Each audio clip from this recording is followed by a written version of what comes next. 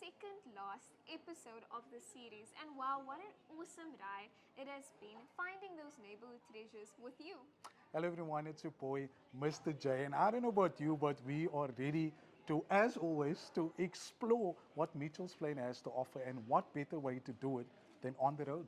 There we go, that's right, Craig. So just a reminder, the Westridge Tourism Precinct project aims to create sustainable tourism experiences and practices to benefit the local community, protect the environment, and provide that authentic, enriching experiences to visitors in this community that's often overlooked. So true, and I mean that's a gem in itself. And I love how the show is showcasing, more about what Mitchell's Plain has to offer right here in South Africa. And it's really a window into the vibrant community that is dedicated into raising awareness and discovering local tourist gems, but also to curate unique experiences for residents and tourists. Last week, the team got to meet up with Solomon's Haven in Woodlands, Mitchell's Plain, and now we get to see the team behind changing so many people's lives. Let's take a look.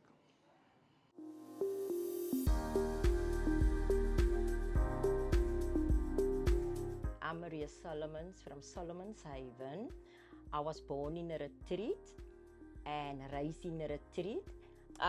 Yes, this is my passion. This was my passion all along to help people. And I didn't know how it's gonna come, what. But my son, before he passed on, he bring two little girls, Janeline and Anneline, and a brother. And that is how it starts. And it was a beautiful journey with them. And unfortunately, he didn't make it, he passed on, and I just feel that I have to grow in this now. This is now my passion. And and it just started, Solomon's Haven just grow and grow and grow up till now. Hi, my name is Gershon Arendse. I'm originally from Bishop Lavis, but I grew up here at Solomon's Haven. I've been here for 20 plus years, and my responsibilities here at the Haven now is to do the fundraising, communication, administration, public relations, everything that involves making the Haven more successful for our children so that we can help more people.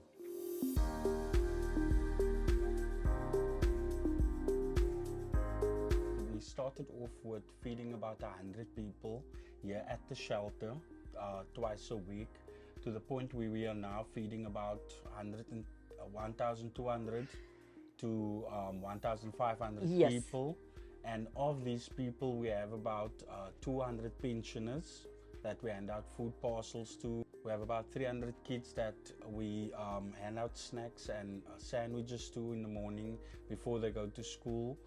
And yeah, Solomon's Haven has been growing as the need arose. Due to COVID, we saw a lot of unemployment, poverty levels, it skyrocketed. And our feeding scheme just grew from there. Solomon's Haven's basic mission is to provide a place of safety that's free from abuse, neglect, to the children that that's our beneficiaries. We try to give them the best possible education, because we know that the education that they receive will allow them to become better people. Case in point, we have one of our children that's living in New Zealand. She's a teacher. She went straight from Solomon's Haven from high school. She went to UWC, studied to become a teacher. And from there, she applied for an overseas job and she got the job, and she's now living in New Zealand. Solomon's Haven has been in the community long enough that we've had to interact on different levels with different people, and tourists being some of them. We have our feeding scheme where we when we have people coming over, we afford them the opportunity to dish out food to the community, to hand out food parcels. Yes. In our community. And also to interact with our children and just to allow our children to see these stories with the people so that they know where the children comes from, what the children's been through, and it just helps the children grow and our visitors also. Solomon's Haven is an open door, okay? I know when I started to work with the kids, the first thing I open my doors for them so that they can feel they're safe and they're at home. So for me to have tourism coming in to interact with the children is a big plus for me, because that gives them the reason to think there is hope outside. We can grow in that. So yes, that is a big plus for me. The donation process is simple. If you Google Solomon's Haven, you will find us on YouTube, you'll find us on Facebook. I think we have an Instagram account. Our email is solomonshaven@yahoo.com. Our telephone number is on our website. Basically, any of those means can be used to contact us if you want to make a donation. Yeah. So yeah, that is our donation process. It's open, it's out there. The Solomons truly have a heart of gold. The way that they care and love for each child is a true, beautiful representation of humanity. I'd highly recommend you to reach out to them via email or via their website and to get involved in any way that you can.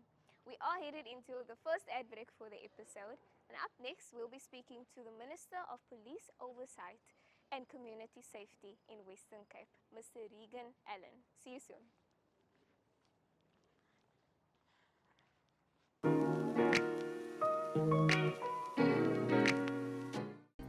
If you're just joining us now, you are watching Brews&Views Episode 7. And yes, we are still in the business of exploring and finding out our neighborhood gems.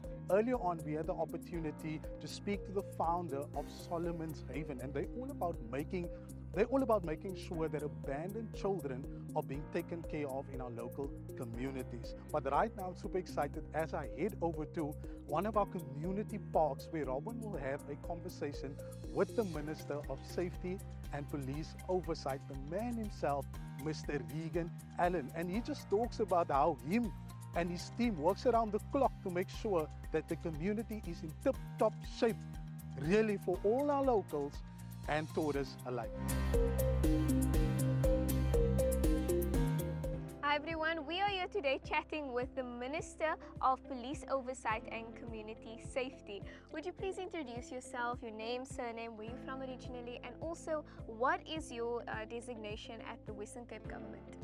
Robin, firstly, thank you so much for having me. My name is Reagen Allen. I serve as the Provincial Minister responsible for police oversight and community safety in the province.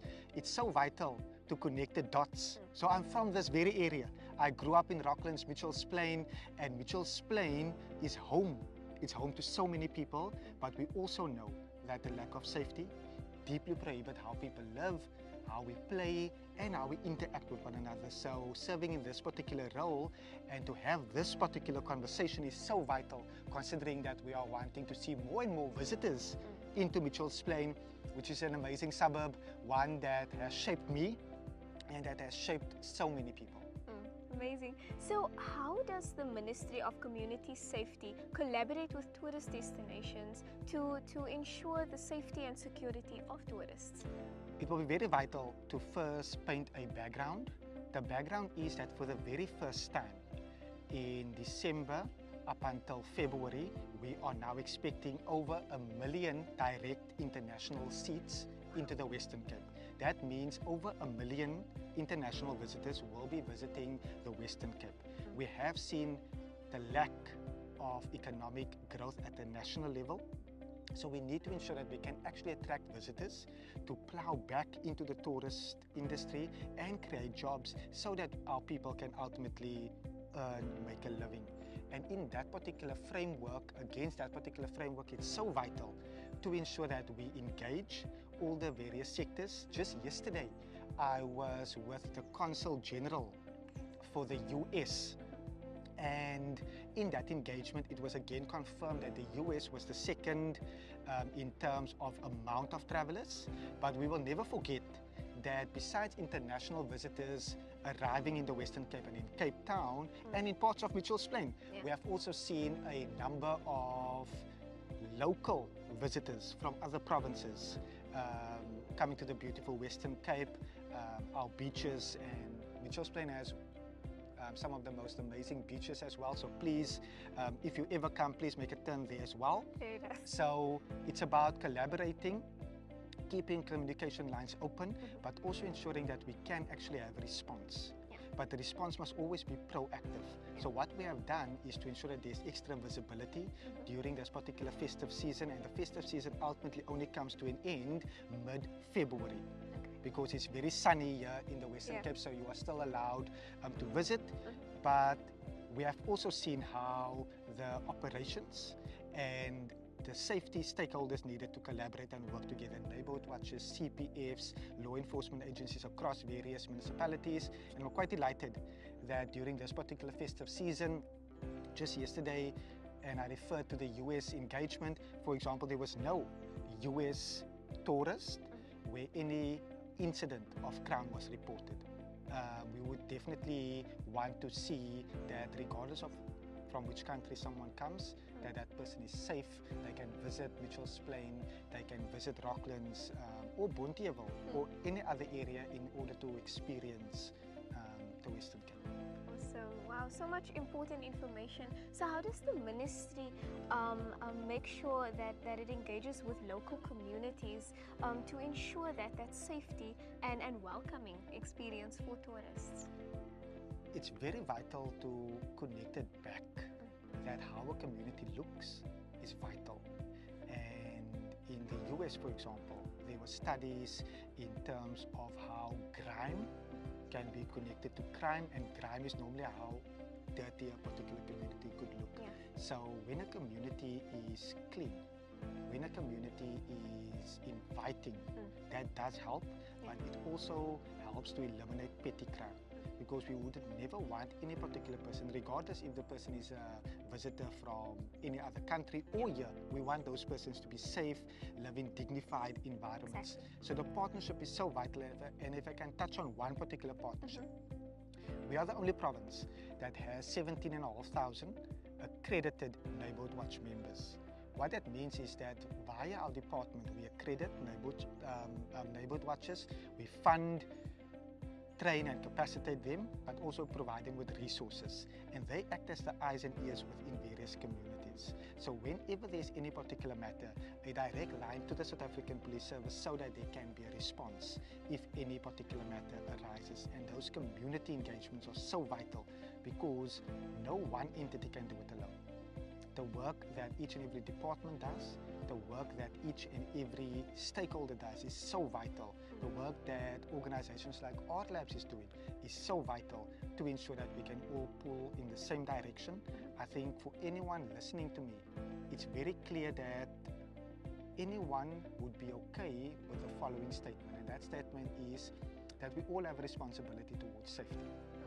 Whether it's our own personal space or where we find ourselves, and if we all take up that responsibility of making sure that I'm safe, I can also keep others safe, we will be able to, in a couple of years, welcome 2 million direct seats into the Western Cape. Wow, safety is so important. And lastly, why do you think it's important, and why would you say and encourage people, tourists, to come and experience those amazing tourist experiences in Mitchell's Plain? Mitchell's Plain, like I've indicated, is a unique area. It's an area that has produced amazing people, and we are welcoming, we are open, but we are also very real. We a person and people that are able to engage, and we love inviting people. Obviously, we also know that whenever there's elements of crime or any person that is wanting to discourage persons from visiting this particular area, there's more people that is wanting to do good in Mitchell's Plain than those that are not wanting to do good. So please visit Mitchell's Plain, visit the various spots, the beaches, the precinct, but also to ensure that you are able to get the real flavor of Cape Town and the Western Cape, where it's a person, it's a people that love other people. And we realize in Mitchell's Plain that I can only exist because someone else exists. And the aspect of community, social cohesion is so vital towards creating safer and more dignified communities. Wow, thank you so much, Mr. Allen. And there you heard it from Mr. Allen. So let's go over to the precinct. I'm excited. I'm excited.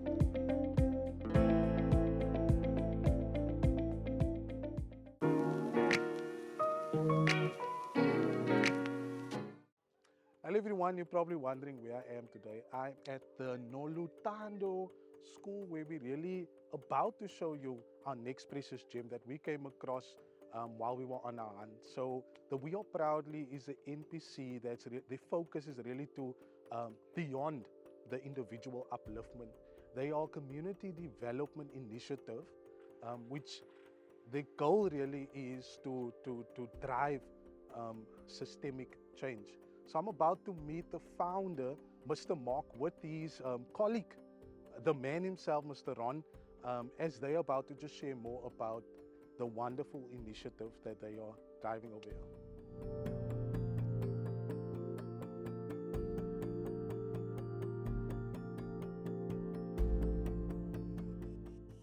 Now we are here with the WeRProudly team. Now these guys are very excited to share with you about what it is that they really do. But I'm gonna give them the opportunity to maybe just introduce themselves. Yo guys, how are you? How are you doing? It's so good to be here with you. Please introduce yourself to these people, man. Tell them who you are. Also share with them where you are from, and then maybe why does WeRProudly exist? Ahoy mense, my name is Marc Jacobs. For you all that don't know, I'm the previous co-founder of Funny Cup, which is the birth or the reason for the birth of WeRProudly. So what WeRProudly is aiming to do is create commercial value for communities through entrepreneurship and various other interventions that we have within our program. Awesome stuff. Hi, so my name is Ron Peterson. I'm from Mitchell's Plain, and yeah, myself and Marc has been friends for millions of years, and we've taken on this journey together after the time he was with Funny Cup. Some stuff. So I love, like you were saying, you sharing with me that it really started with Funny Cup, and that's what kind of bring you guys where you are today. So is that you telling me that this is really how you guys exist? Maybe you want to share a bit more about the origin story, just where it comes from, where WeRProudly comes from. Yeah, no, sure. Like in 2015, my partner started Funny Cup. I came on board in 2016, but what it did for me, it showed me an environment that I wasn't aware of by going into our culture. And understanding our culture a lot more gave me more understanding about what's possible within our communities. So because of Funny Cup and the marketability around our culture, it opened up an amazing opportunity for me to change my mindset around what is actually important to us. And then because Funny Cup is a very sort of, I would say, top level in how it approached culture, what I wanted to do was actually go into the communities and create more sustainable opportunities within those spaces. So in September 2022, we were blessed to have the CEO of MTN, Charles Molopisi, come out to the School of Skills in Mitchell's Plain. Based on that intervention, he donated about 100 tablets and 50 laptops to the school. Awesome stuff. Then our job was to then, how do we further that journey with those tablets? And then we managed to have a relationship with the data scientist of the city of Cape Town, Sean Atcham.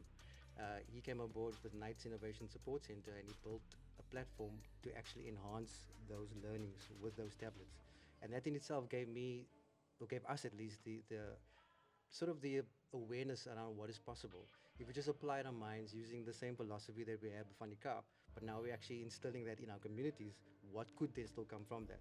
Amazing stuff, amazing stuff. And I think then, so I think it would be good for us to really know what is it that WeRProudly do. Yeah. So Maybe you can just touch on that a bit. so for me it was, I don't want to reinvent the wheel.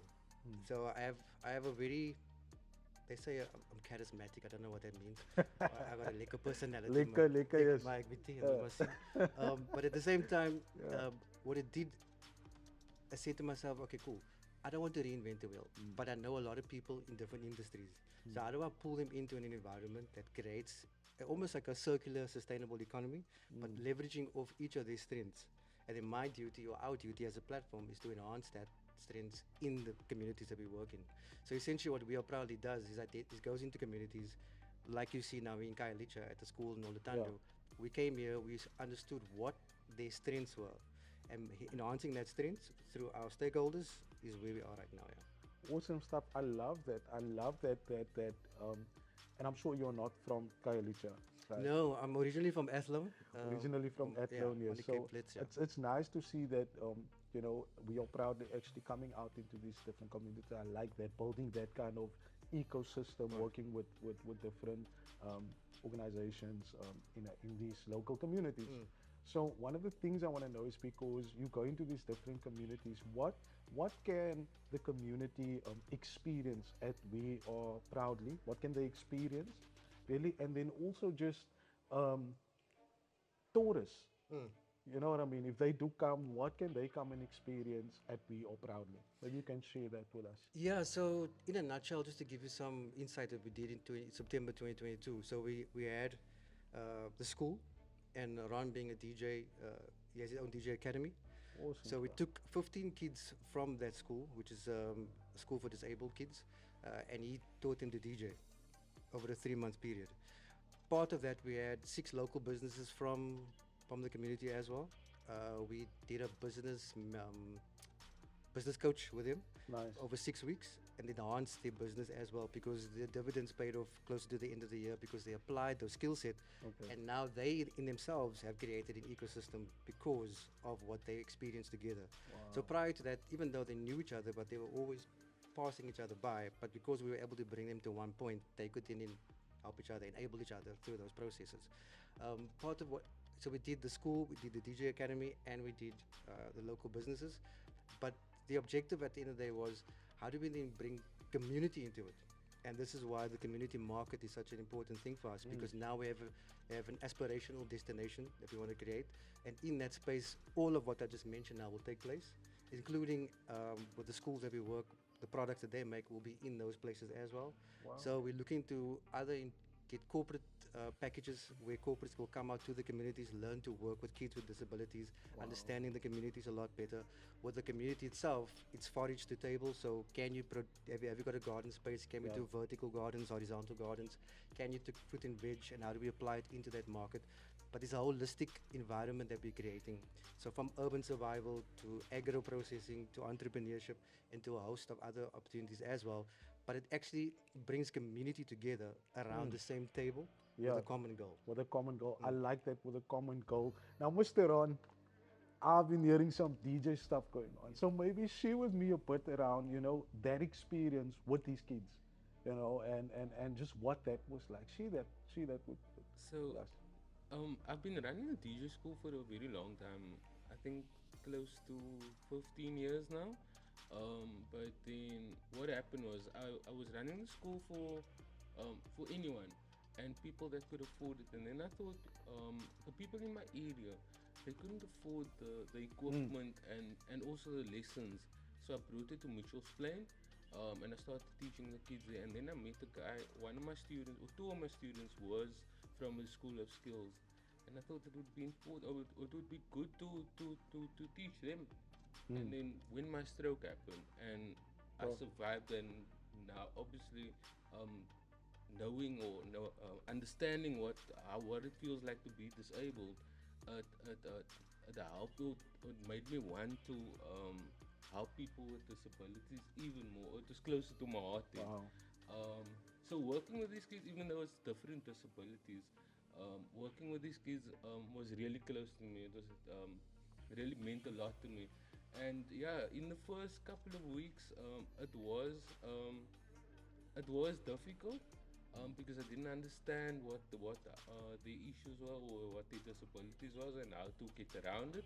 But we made it work, and they made it work because I think after 3 months, they played at their own school prom. Wow. Some of them came to come play at the festival that I was playing at, and this was after 3 months. You mentioned the name of the festival. The DSTV Mitchell's Yeah. Plain Festival. Awesome stuff, So man. yeah, some of them came to come I play. know, I know that that festival is one of the biggest festivals that happens It in is. Mitchell's Plain. But I'm also really impacted just by your story and listening a bit more about your story. And I'm sure that everyone that is watching right now feels the same. It's been a journey, and again, it just goes to show the power of one's story, man. And I like that. I really like it. And I mean, just look at what they went to go and do on. So another thing I want to know is there's probably people like, so how do I like get involved, man, with this? Because this is an amazing thing, that you guys are doing, just trying to uplift people in your community. And so I would like to know, and I'm sure that the viewers would like to know, how do I spend some time with Ron DJing, and also just come to WeRProudly and hear more about, what you are doing with organizations, Mark. So yeah, how can people get involved?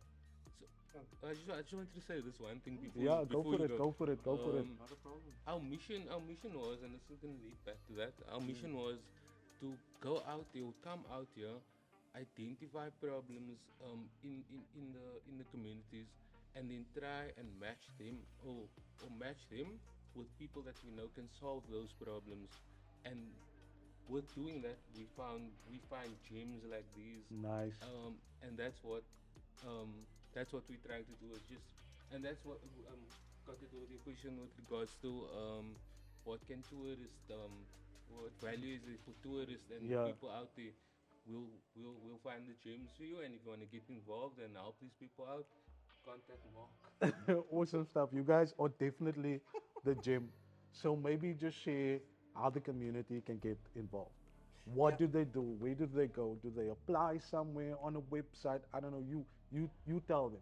I think just to track back though, I've known Ron since early 90s, right? So to see him go on his journey with DJing Wow. was phenomenal. And of course, he traveled throughout South Africa, Yeah. played a lot of different places, and he's established himself. But in 2018, he had the stroke, Wow. right? So you can imagine the mindset and the mind shift that's needed from there to where we are right now. So I mean, this is not an easy battle to overcome because you're used to having full function, and now you're Yeah. not. Yeah. So what I want to also, I think the part of what we're trying to achieve, bring out the message is regardless of the situation, Situation that it's you're the mindset at the end of the day. And if you've got Definitely. liquor mensa in your circle, anything is possible. Possible, yeah. And that's what we're trying to push all the time. It's not about the situation, it's not about this, it's not about anything else. It's just the gedachte and operating. Because at the end of the day, that's how we started. We are proudly with no money. Yeah. We had no website, no logo, nuxie. Just kicking, how are we going to make here now? Okay, cool. I know this bra, I know this bra, I know this Yeah. bra. What does he do? How can we enable that within our spaces? Nice. And essentially, that's exactly what it is. It's just finding ways to get it, to reach a common understanding and what the next steps are. But our community gets involved as we develop this process. We're launching our website early in February. It'll be a platform where you will have proper understanding of every intervention that we're busy with. Yeah. You can enlist your services. I can either through volunteer or you can provide a service to that platform as well. Awesome stuff. Awesome stuff. So the website is not launched Not yet, no.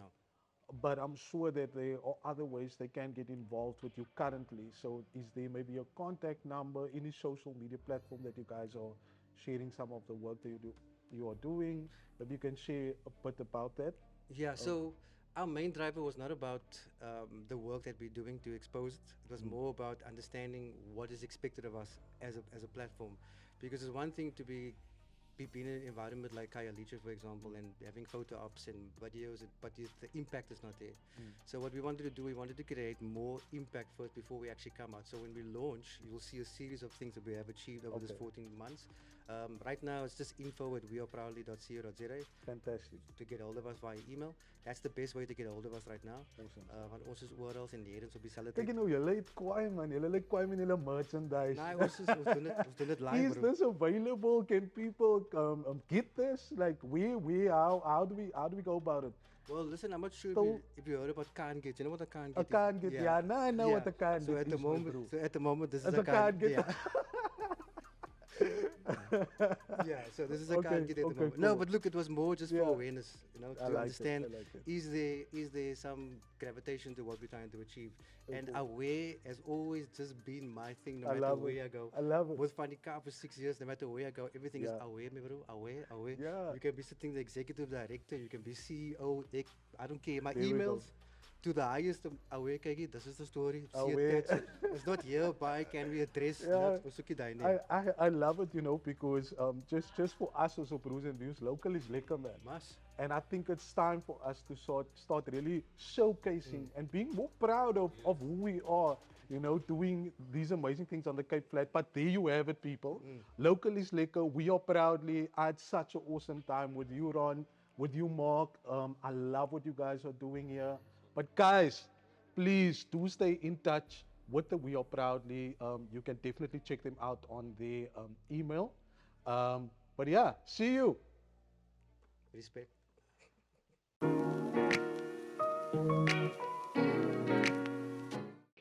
There is a quote that says, "The real treasure is not the gold, but the memories that we make along the way." And man, have we been making so many memories on this season of Brews and Views, haven't we, Greg?